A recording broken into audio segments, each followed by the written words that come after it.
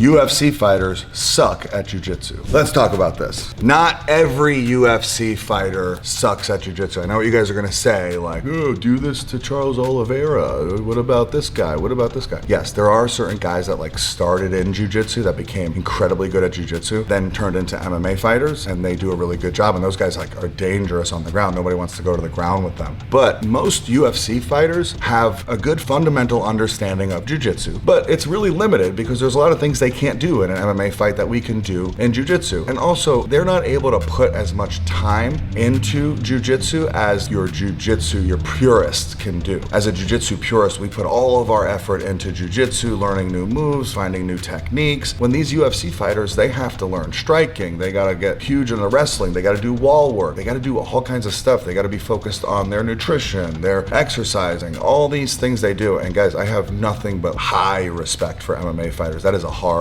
life to live. So nothing but respect for those guys. But when I post videos of my jiu-jitsu moves, a lot of you guys in the comments are like, yeah, try that on Khabib, try that on Charles Oliveira, try that on this person. The truth is, all my moves will work on those guys. They'll work better on the UFC fighters than they would with the high-level competition jiu-jitsu guys. So when you guys say that, you sound silly. Yes, all the moves I teach will work on UFC fighters, 100%. Follow me for more jiu-jitsu tips.